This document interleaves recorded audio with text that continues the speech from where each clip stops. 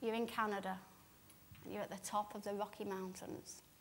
The sun's shining, it's 8 a.m. in the morning, the wind's blowing through your helmet, you've got your goggles on, and you're standing at the top of a slope that is pure corduroy, pure white, soft, silky snow, and there's you at the top of it. You all know how to ski, by the way. So you're going to push with your arms on your poles, and you're going to set off, and you set off, and you're going to straight line it in your mind, and you're going faster, faster, and faster, down the hill, down the hill, down the hill. Then you're going to turn left, and you're going to turn right, and you can feel the ski pumping beneath you, and you're going left, right, and you can feel a whistle of the wind through your helmet, and the trees are passing, and it's just you, left, right, left. You're going faster now, faster. You're going to pump it. You're going over a jump. You're going up in the air. You're going up in the air. Bang! You're back on the ground. Faster, left, right, left, right. Suddenly you can see the finish line. Suddenly everything goes quiet. You're still moving, but in your mind you're not moving. You can't hear anything. All you can see is the finish line. You go towards it. Your body moves automatically. It's pumping left and right and left and right. Suddenly you're over the finish line. Way! You've just completed your first run of the day. Welcome to my world. Right, guys, you can open your eyes now. That is what I do 50 times a day, over and over again. The adrenaline is amazing. If you can imagine, you enter a zone when you're skiing, and it's like nothing else in the world. It's quiet and it's peaceful. And when you're going 60 miles an hour, the world moves slowly. You'd think everything was rushing by really, really quickly, and it isn't. The world moves slowly, and you move slowly in tune with it, and you're just in harmony. And then suddenly you're at the end of the run, and you're there, and you've won. So what skiing showed me in my life? Basically, it showed me that if you believe and work hard, you can do anything. I was once in Canada at a Canadian Nationals, and it was snowing really, really heavily this particular day. And we'd been out in the snow for 2 hours, and snow piles up on you. And you sometimes think, why am I here? And then you look round and you think, yep, that's why I'm here. I can move. I'm free. And my coach said there was a hold on the course, so we weren't going to ski it for a while because it was too snowy. And my coach said, Joe, just go for a run. Go for another one. Keep warm. And I looked, and I thought, there's no ski run over there. And he said, oh, go through the trees, cut through the forest, it's fine. Everybody's doing it. So I looked, and I thought, okay. So I set off on my own, followed this track, and thought, it'll be fine, it'll be fine. Suddenly, this track divided. So I stopped. I thought, do I take the high track or the low track? So I thought, be safe. And I looked at tracks on the ground, and kind of there was medium between them. And I thought, stay to the high track. Mistake. Stayed to the high track, skied along, and suddenly I turned a corner, and there's a tree across the run at my height, and it completely gets my head. And I ski underneath it, and I get trapped with my head. I'm in the middle of a forest on my own.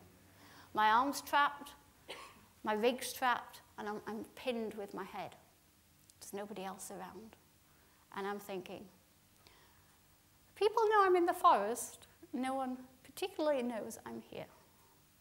So I start shouting. I do have a whistle in my pocket, but I can't actually get to it. Not very handy. So I'm shouting, help, help. Nothing.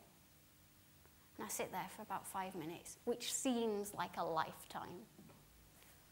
And I think, what can I do? There's got to be something I can do to get out of this situation. So I start moving my head a little bit, because that's where I'm pinned.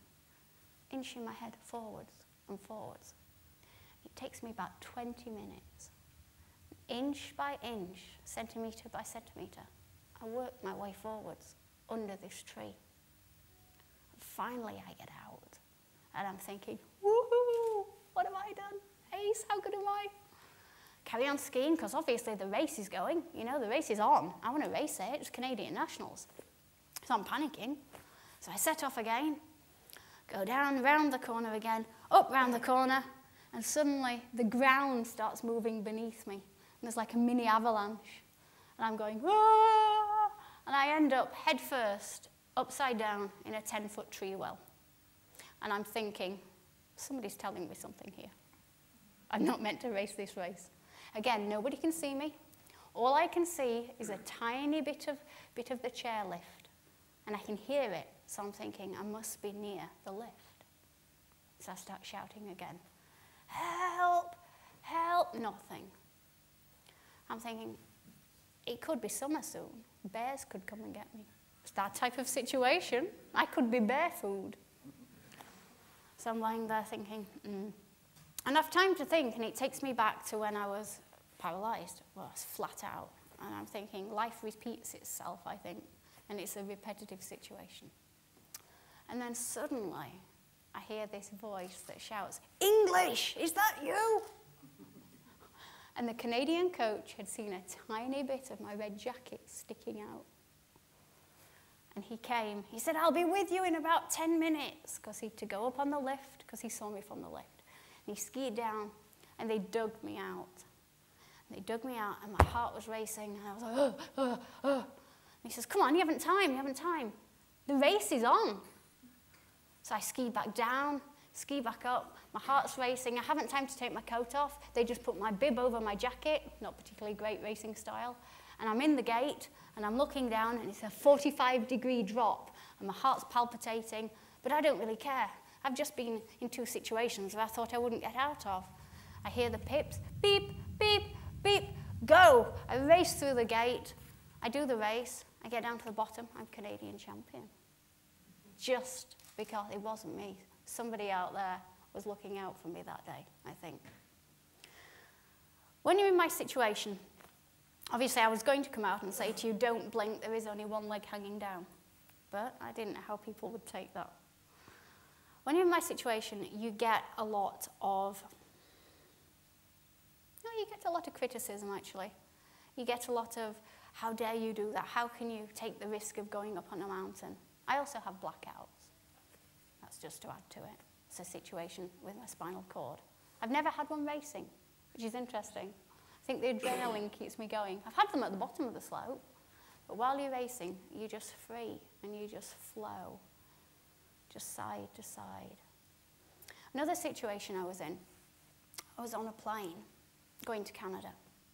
The same trip, actually.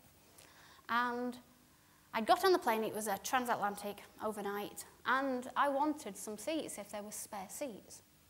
And the steward came up to me, and I heard him say to the lady behind me, "Oh, there's 3 seats back there if you'd like to take them up." So I thought, perfect, I can lie down. So I called the steward over and said, "Excuse me, could I have those seats?" He says, "Very sorry, madam, I've just given them to a lady. But if you'd like to go to the back of the plane, there's plenty of seats." So I explained that they carried me onto the plane, and he hadn't seen that. He was quite embarrassed about it. So I told him, and he was like, oh, certainly, madam, certainly, madam. So he moved the lady down to the end of the plane. So I sat there waiting. I said, "Right, do you have the chair? The plane chair, the aisle chair?" You must have all seen people carried on planes with aisle chairs. "Oh, sorry, madam, we don't carry one of those," which is illegal. "But I can help you." So I said, "Right, okay. Well, if you'd like to carry my bag." And I thought, well, I'll commando crawl down to the seats. They're only about 6 rows away. So I got myself out of the chair onto the floor. Now, obviously, this is a shock for some people. You don't obviously normally see people commando crawling down the plane. But it was my only way to get to the seats and have a good overnight sleep. So, nothing was stopping me. And off I went, and people were down the plane, and they were nudging each other, going, "Oh, look over there, look over there. That's terrible, have you seen that?" And then one lady, as I crawled past, basically, went, "Oh!"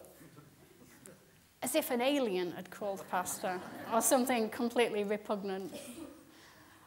And I thought I have two things to do at this point. I could either ignore her or I could respond. So at that point, I reared up best I can and went, "Coffee, madam?" She moved down to the end of the plane, away from me.